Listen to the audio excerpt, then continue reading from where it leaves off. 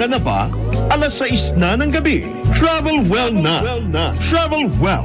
Let your wellness take you to places. Makipagkwentuhan kasama si Miss Christine Verdeflor Mahadillas. Dito lamang sa Travel Well. Sa impilang may todong lakas. DWIZ 882. Travel well. Let your wellness take you to places.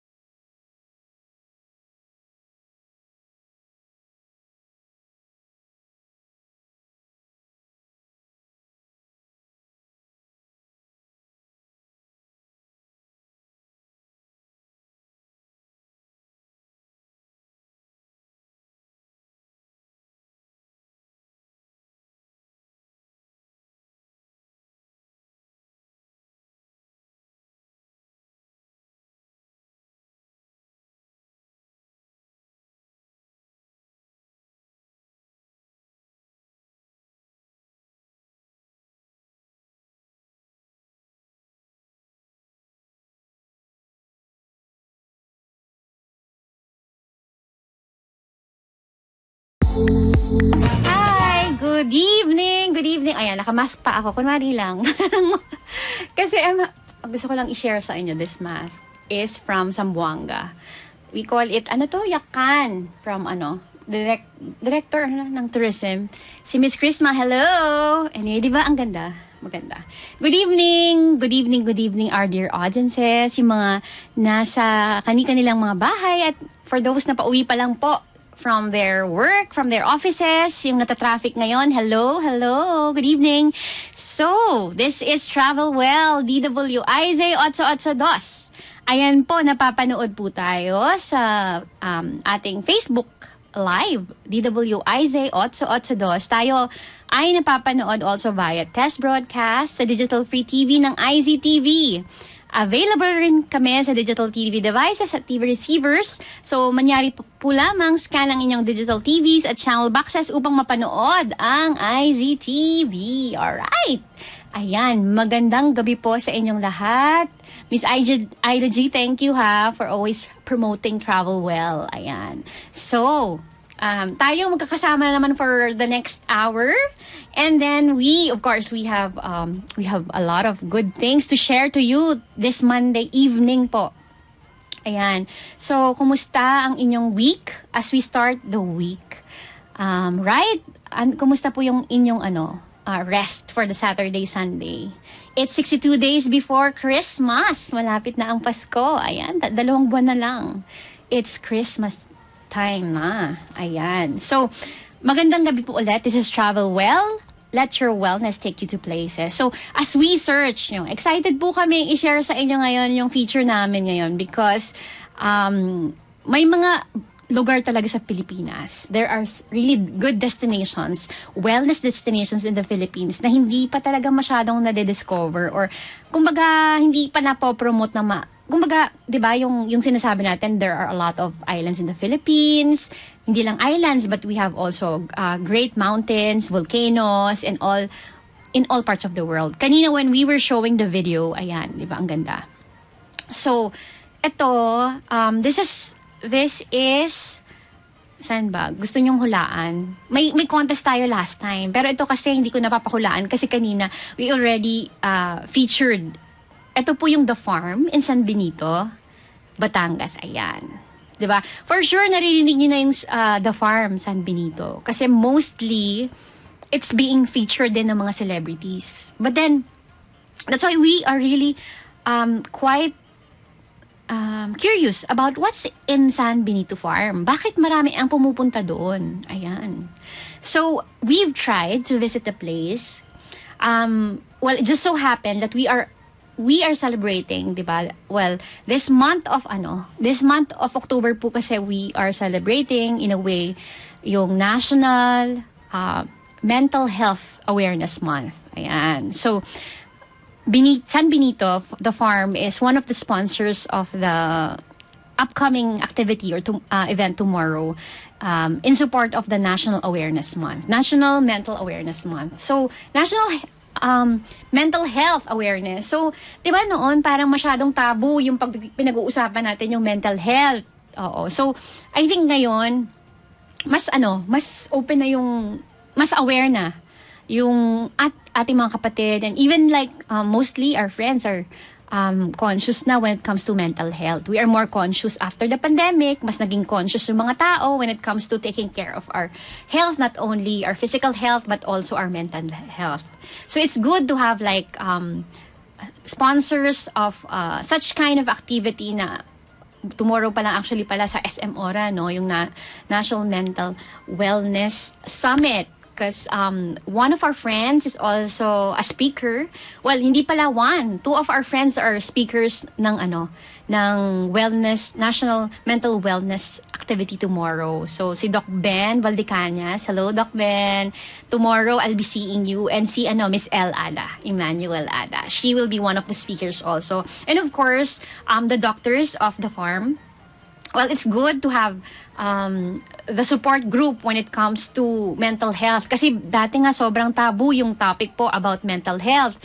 Parang it's a shame daw pag pinag-usapan yung parang yung mental health. Ay, parang hindi pa masyadong open yung mga tao nung unang mga panahon na ay nakakahiya pag pinag-usapan yung mental health. Baka akalain sa akin krung-krung. Hindi po krung-krung pag concern ng mental health, ibig sabihin krung-krung agad, no? So, with the pandemic na halos 2 taon po tayo nakakulong, marami po ang naka-experience ng anxiety and depression. So more and more people are really finding ways on how they can keep themselves sane.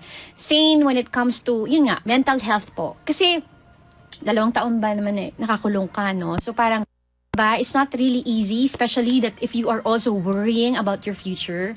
So, yun minsan yung nakaka-stress pag parang sometimes people are so much parang they are so much into control of what will happen. Parang gusto nilang parang maging manager ba ng universe. Kaya may ganun tayong attitude, no? Yung parang kasi masyado tayong proactive, we wanna make things happen, and even for me it is in a way I would find myself na ganun. Na parang sige, tawag dito, dapat ganito. Very idealist minsan yung mga tao. Lalo na yung mga kabataan ngayon. So parang, konting diba, nadadown na agad. So it's okay. I mean, we have to acknowledge and validate those feelings and emotions kasi give naman yun ni God eh. So that's why, even yung pag-iyak, ang nagaganda daw sa buho ng plansya. Even yung pag-iiyak, that's a gift from God. Yung emotion natin, hindi naman natin talagang kailangan pigilan yan. But of course, we need to manage it para healthy lang tayo. So, when we cry, yung tear glands natin, importante rin talaga na nagagamit yun. Kasi, may may purpose yun eh. Kung ano yung purpose ng tear glands natin, it actually cleanses also yung yung mata natin. Kaya pag umiyak, okay lang yun. Iyak ka. Kung kailangan umiyak. Hindi nakakahiya po umiyak. Even dun sa mga guys, pwede pong umiyak. Ayan. So, yung emotions natin is a gift from God. So, yung joy, yung sadness, even the tears, in terms of how we express our emotions, it's a gift. It's a matter of how we manage it. So it's really important that we are aware also, diba? So at times we need to validation when it comes to our emotions. So that's fine. I mean, find a friend whom you can talk to, probably your family, your parents. It's really important that kung ano man yung nararamdaman natin ay ma-express natin. Kasi pag hindi mo na-express, sa ibang paraan siya lalabas. Saan ba? But anyway, yon. So, again, this month of October, we're celebrating the National Mental Health and Wellness Awareness Month. So, yun po.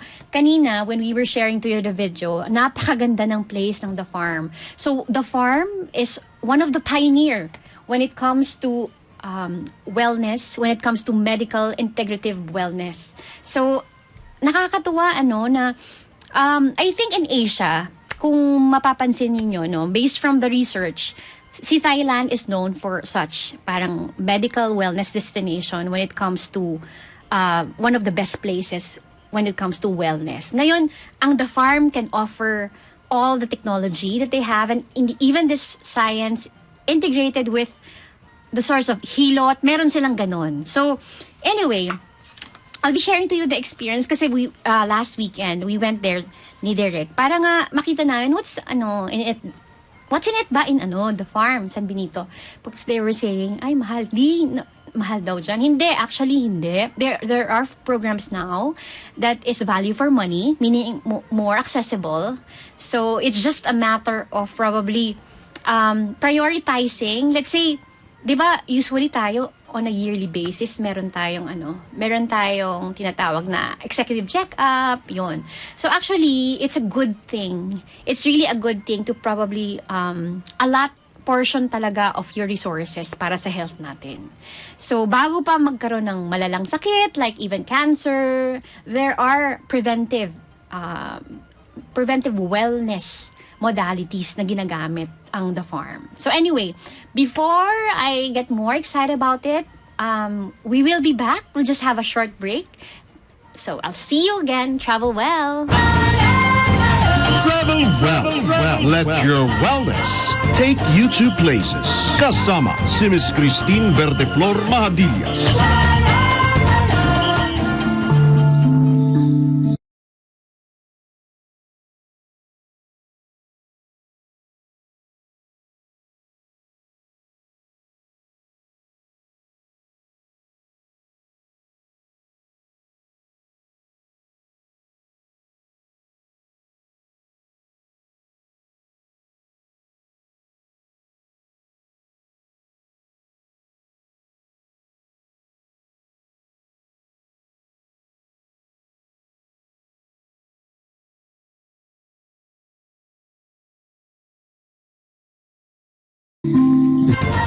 Ayan. Once again, good evening po. We are here at Travel Well. Miss Tin Mahadillas po ang inyong lingkod. So, anyway, kanina pinakita lang sa video yung one of the activities that they have. So, one of which is the sound healing. So, credits to the owner of the video, si Coach LJ. He was the one who initiated or led the group with the sound healing. Ayan. So, what is sound healing? It's actually para po siyang kapatid siya ng yoga. It's one of the practices before, no? So, okay. They're saying, no, yung sounds and has vibrations. So, they said that yung vibrations daw has energy. So, even before, like, actually, lahat ng meron tayo in the creation, gift yun ni God. So, at times, we just need to be grateful and creative on how we will be able to tawag ba dyan? Tap into the healing na powers na binibigay sa atin ng creator, no? Kasi, according to the coach, LJ, as he said, before, no mga sinaunang panahon, so they create the sounds through the gongs. Kung nakita nyo kanina sa video, no? So he has been using some instruments. So other parts of the world ginagamit pa rin yun. So dito parang in a way it's part of the culture, I think, that some of the tribe before are using vibrations through sounds and musics. So, music, yan. So, ang sinasabi is there is a frequency of vibration that helps healing ng mga tissues natin, parts ng katawan. So, anyway, we can further research on that, on how it became effective. Kasi it's really part of, parang wellness and medical modalities na ginagamit. Both on the medical part, there's science behind it actually, and also on the integrative part of wellness and medicine. Ayan. So it's a different experience when we were able to join that sound healing. And again, we would like to thank Coach LJ and of course the group of the Farm San Benito, who was led by Miss Jennifer San Victores. Very passionate about what she's doing. She's employee number 1 actually of the farm. She's been there for I think 20 years. So it's amazing that we have this kind of destination here in our country. at nakakatuwa po. I mean, we're talking about travel, tourism. Now, it's back again. More and more foreigners, tourists, travelers are coming down to visit the place. And ang maganda po dito, it's really contributing to more and more people because of the wellness aspect and the medical and wellness aspect of the farm. So yun ang maganda kasi they offer not only treatments but also ang maganda kasi prevention naman talaga is better than cure, 'di ba? So even before you have the sickness, may tulad ng the farm who really offers and caters this kind of what do you call that one? Yung treatments, or they gave this kind of what do you call it? Service to the clientele ng tourism industry. Kasi yung wellness is really the number one priority now, 'di ba? When it comes to all our families and the community. So it's good thing that of course we have here in Batangas, it's probably 1.5 hours away lang from Manila. Yun. So, before, parang yung naririnig-rinig ko si The Farm, sabi ko, akala ko, it's just like a spa lang in the south. But when I discover it myself, imagine nyo, kahit sa bilang ng trees, alam na alam ni Miss Jennifer, there's 3,000, coconut trees. Kasi they use this virgin coconut oil in all their amenities. So, alam natin, 'di ba, yung ano ba tawag dito? Yung coconut is a giant nut. Coconut nut, it's a very healthy source of vitamins, antioxidants, and magnesium even.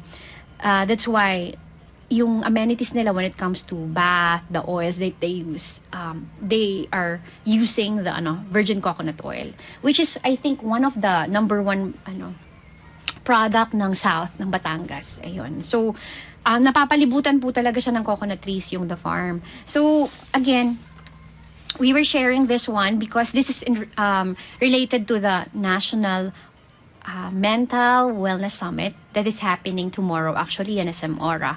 So they are one of the sponsors of that event, and we would like to take part of that because again, marami po yung marami po tayong matututunan when it comes to how to take care of our mental health. Ayan. So as we travel, yun nga, isang factor sa tinitingnan natin is to probably para makapag-rest tayo, to have more calmness, mas peaceful. Kung yun po yung hinahanap natin, The Farm is the place to go when we look for a place of relaxation.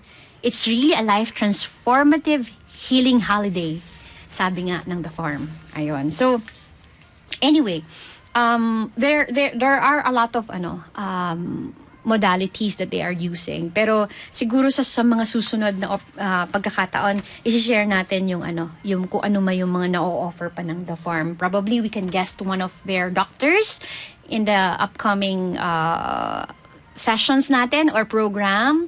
We can probably ma-interview natin yung psychotherapist nila. They have doctors from all over the world actually. When I met Dr. Peter Kalinsky, he is the director of the Farm Medical Wellness Center. So, he has shared to us a lot of things. And of course, hindi po ata kakasya yung ating programa para ma-share lahat. But then, we will probably invite them over para they themselves can discuss, no? But anyway, so, well, aside from that, yung gusto ko lang din i-share, no? Kasi, we are also featuring yung mga produkto natin, no? Those are tinatawag nating tourism products. Kasi, of course, we are a travel show, but we would like to highlight also yung products talaga yung products ng Pinoy, no? Mga produkto ng Pinoy also. So, one of which as I've shared, is the virgin coconut oil. So, it has actually sinasabi it has really healing powers. Even in Singapore, there was a study during the pandemic, no?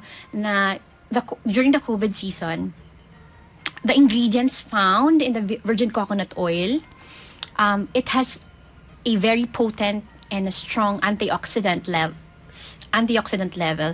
So it's good to be used in all sorts of our daily products. Kasi 'di ba, yung cosmetics actually yung ginagamit nating sabon, toothpaste even, yung everyday, syempre nagtutoothbrush naman lahat, 'di ba? So yung everyday, as you accumulate all these chemicals, yun po yung nagdudulot sa atin ng mga sakit. So as much as possible, we encourage, if there's a chance for you to probably choose natural based products, that's one thing also that we would like to share to you na that would encourage wellness for our holistic wellness nga po. Yun. So as I've shared to you, no, yung coconut, it's a ano ba? Ito ba yung coconut ba is our national fruit?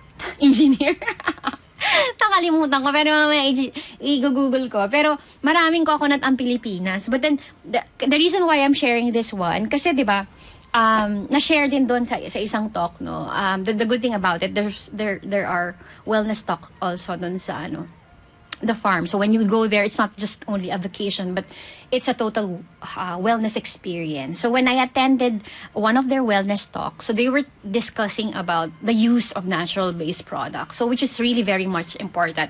Of course, we are not promoting here a specific product, no, but unless mag-sponsor.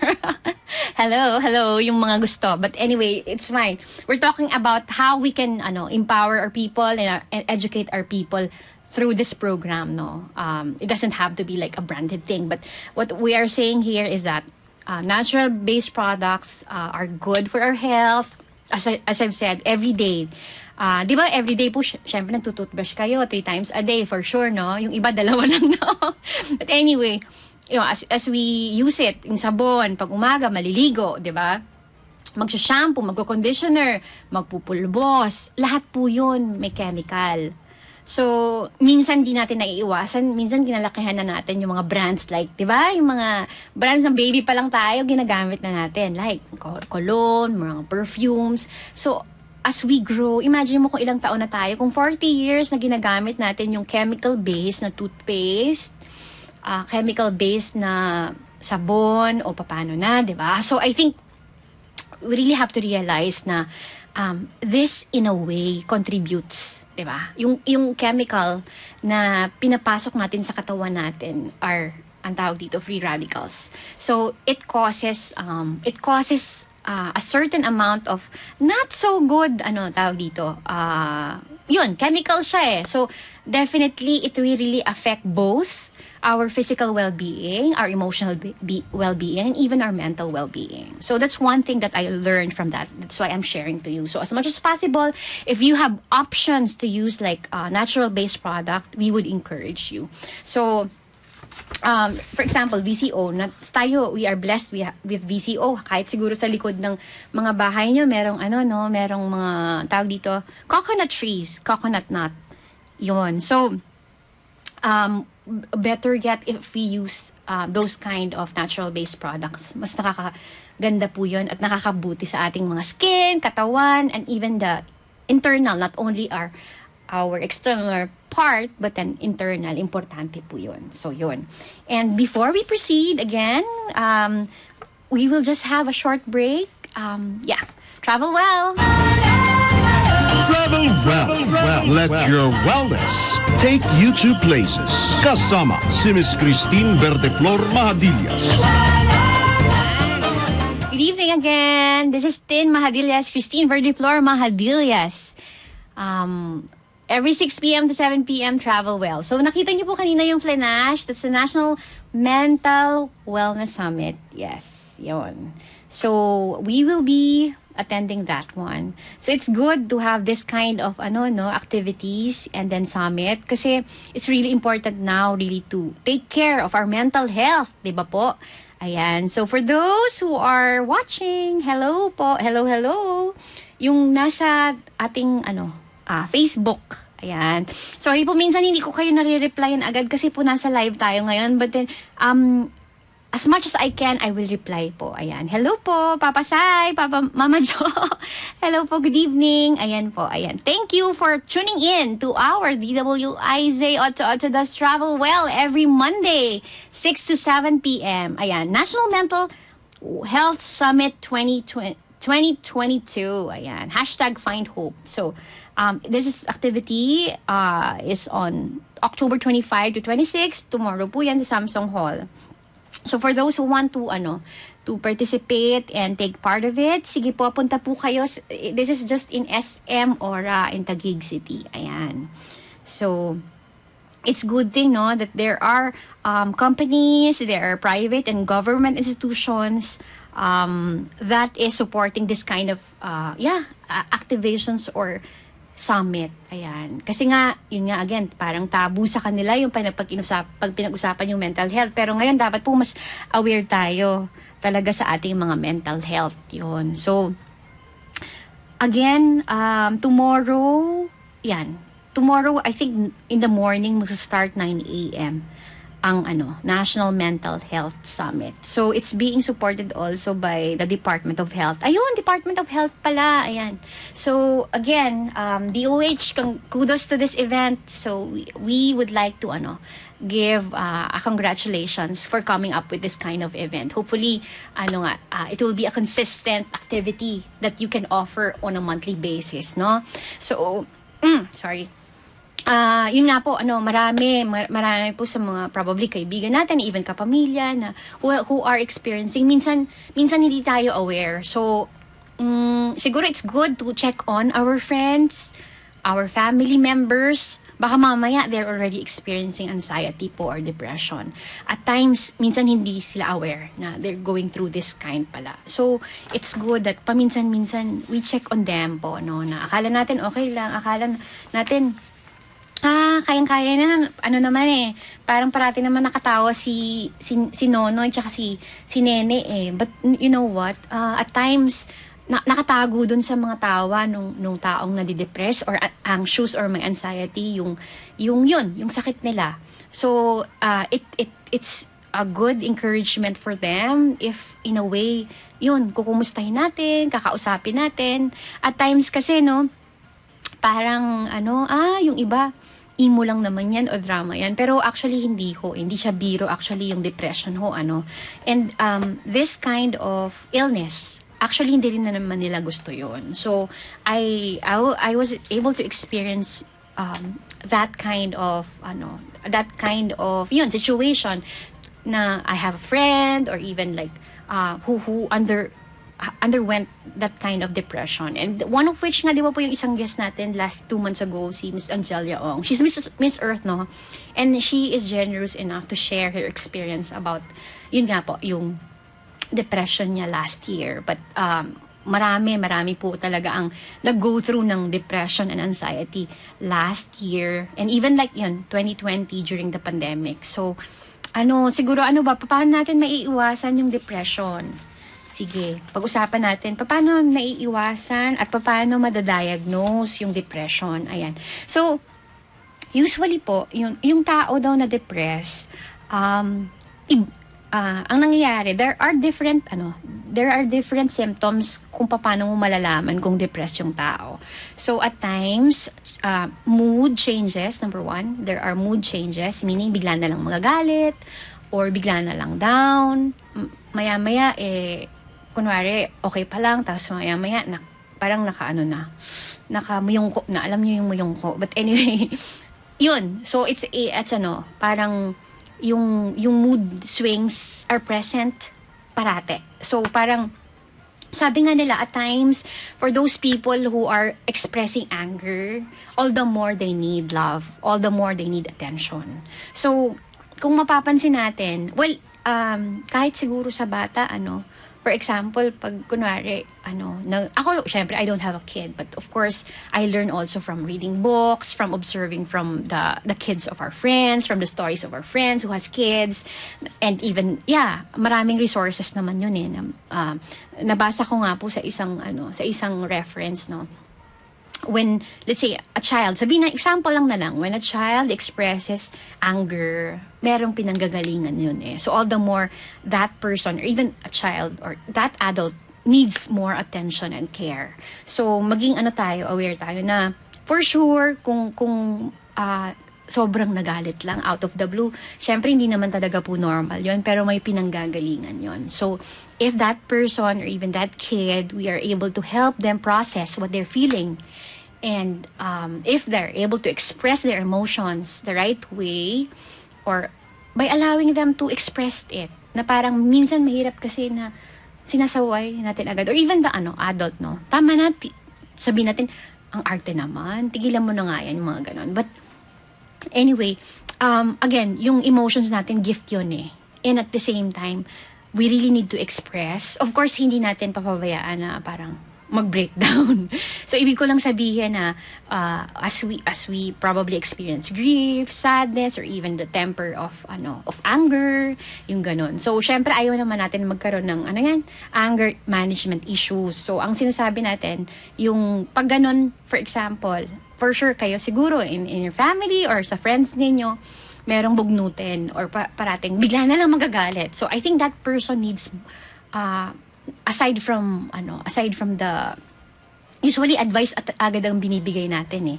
At times a listening ear would help. So sabi nga mismo kay Angelia yon, sabi niya hindi sa lahat ng oras kasi when she experienced herself yung depression, sabi niya not all the time parang yung advice nakakatulong. So ang nakakatulong sa kanya is at least there are listening ears, loving ears na pinapakinggan siya. And she was just able to express and able to process it with that friend na nakinig sa kanya. And of course, syempre, hindi po din natin pwedeng ipabayaan lang na sa kaibigan lang or sa family member lang. Pag alam po natin that we are, through the books that we read, and probably kung nakikita natin na, beyond control na yung emotion, siguro talaga po, wag tayong mahiya to really consult. When we say consult, there are times na we need really professional counseling. Hindi naman necessarily dun agad sa mental hospital eh. So pag naagapan tawag dito talk counseling or talk therapy would help. So marami po na available na resources and therapists and counselors. Even if you check online sa Facebook, makikita nyo po yan. Meron isang group na Philippine Christian Counselors. When you check that, magsusubscribe lang kayo or tignan nyo lang po yung Facebook na Philippine Christian Counselors. Pag nakita nyo po yun, merong mga schedule sila doon. Tapos mga doctors, kung ano yung available time, pipiliin nyo lang po. So through that, makakakuha kayo ng slot, and through that, I think that therapist or counselor will be able to assist or assess you, and not really assess, no? So definitely titingnan or papakinggan niya kayo. At least you will be able to express and help the doctor will be able to help you process your emotions. Kasi at times we really need to process with a professional help.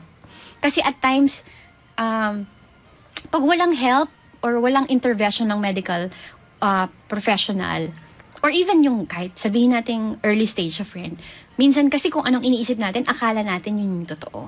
Okay? So as we allow ourselves to be idle, maraming pumapasok sa isip, no? So minsan mga negative thoughts, ayan. So we really have to help ourselves process it with a friend or even like a professional counselor.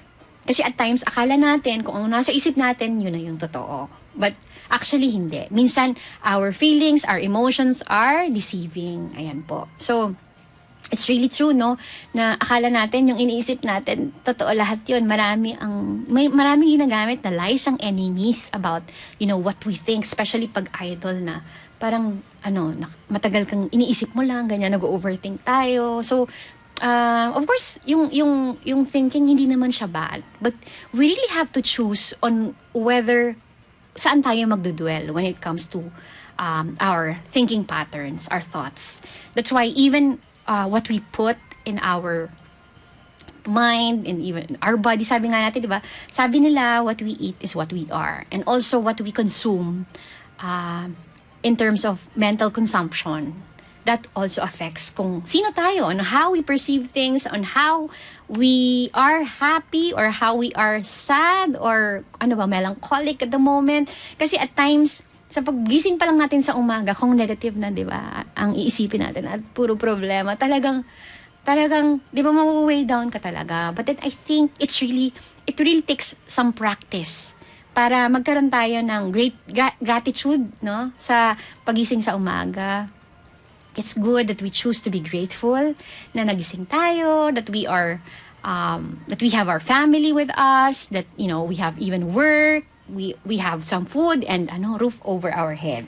So yun po. I mean, that practice, sobrang simple, alam natin for sure yan. Minsan nakakaligtaan lang natin talaga. One thing is really to be grateful. That's one exercise that really helps a lot.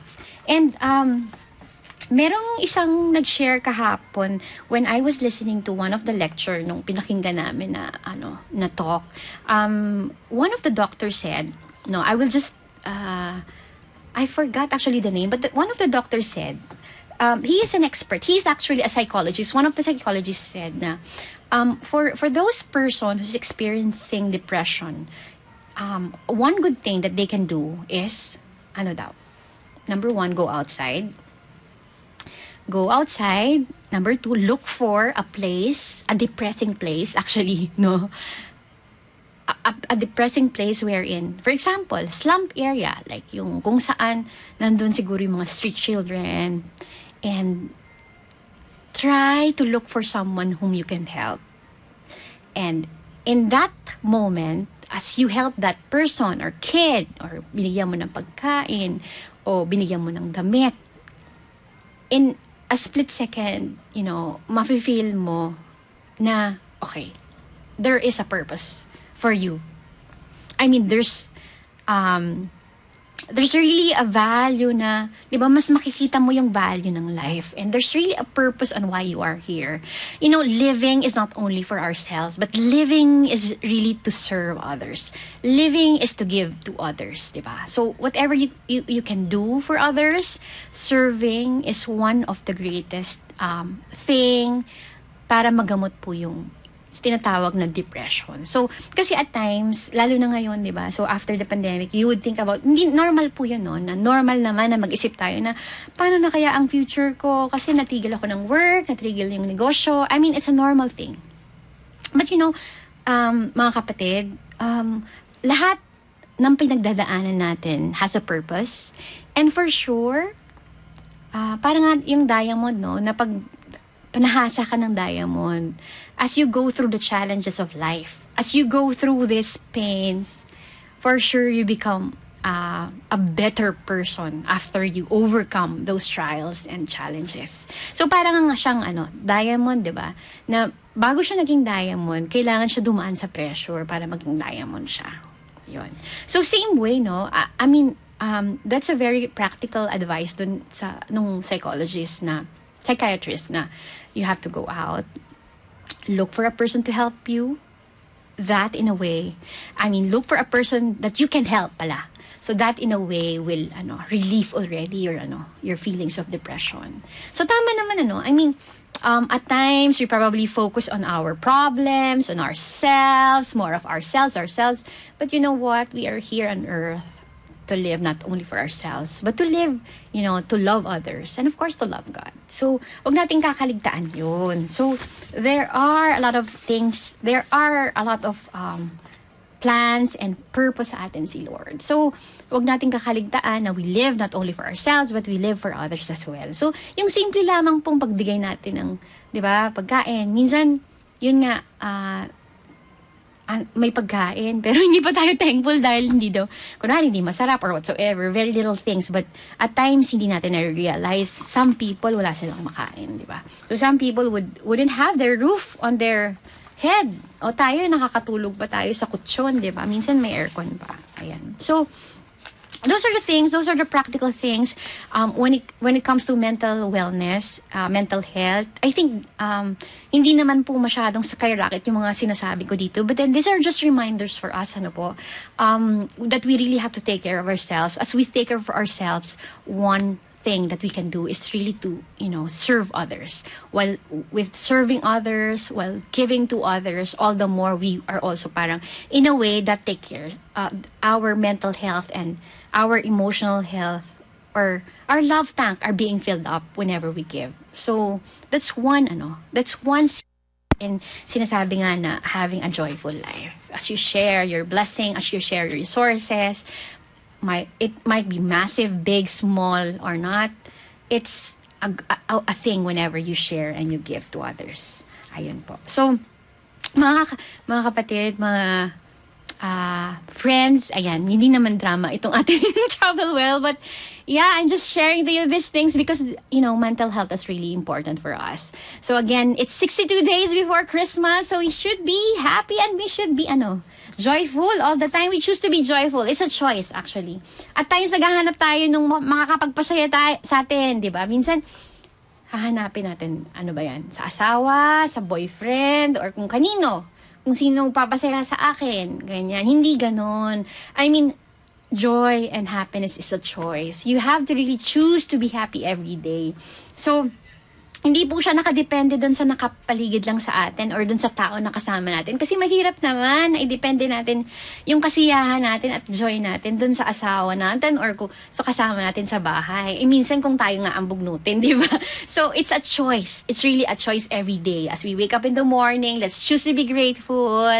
Let's choose to think of good things and all the blessings na binibigay sa atin ng Creator natin, ng Lord. Ayan. So, again, when I saw the farm kanina, as we've seen yun, we have a beautiful landscape talaga in the Philippines. And the farm is one of which, wala man siyang dagat, but they have lagoon, di ba? Ang ganda-ganda ng lagoon nila.